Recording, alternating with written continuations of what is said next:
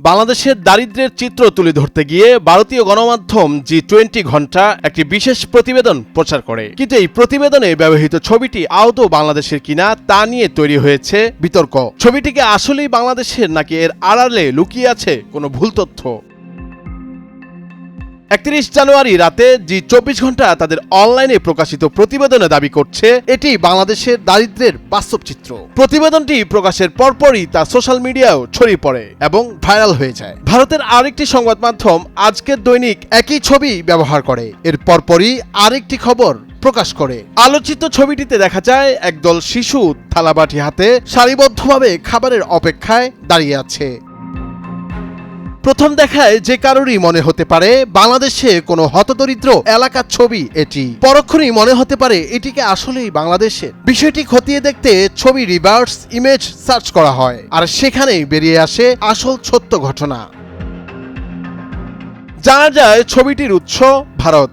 2020 সালে কোভিড-19 সময় ভারতের রাজধানী নয়াদিল্লির একটি বস্তিতে বিনামূল্যে খাবার নিতে অপেক্ষারত শিশুদের ছবি এটি। যুক্তরাষ্ট্র ভিত্তিক সংবাদ মাধ্যম CNBC 2021 সালের মার্চ মাসে একটি প্রতিবেদনে এই ছবি এর আগেও প্রকাশ করেছিল। ছবিটি গেটি ইমেজও সংরক্ষিত রয়েছে, যেখানে প্রকাশের তারিখ হিসেবে দেখা যাচ্ছে 2020 সালের 15 জুন।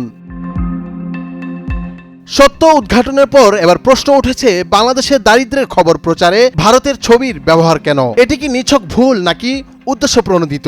ভুল তথ্য প্রচারের কারণে অনেক সময় জনমনে বিভ্রান্তি সৃষ্টি হয়, বিশেষ করে যখন একটি দেশের প্রকৃত অবস্থা বোঝাতে বিভিন্ন দেশের চিত্র তুলে ধরা হয়, তখন সেটি সাংবাদিকতা নীতির বিরুদ্ধে প্রশ্ন তুলে।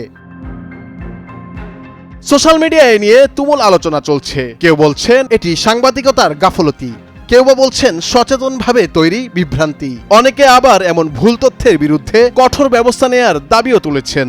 বাংলাদেশের দারিদ্র্য বাস্তবতা নিয়ে আলোচনা হতেই পারে, কিন্তু সেটি ধরতে গিয়ে যদি ভারতের কোনো ছবি ব্যবহার করা হয়, তাহলে সেটি কি সঠিক সাংবাদিকতা? সেই প্রশ্ন থেকেই যায়।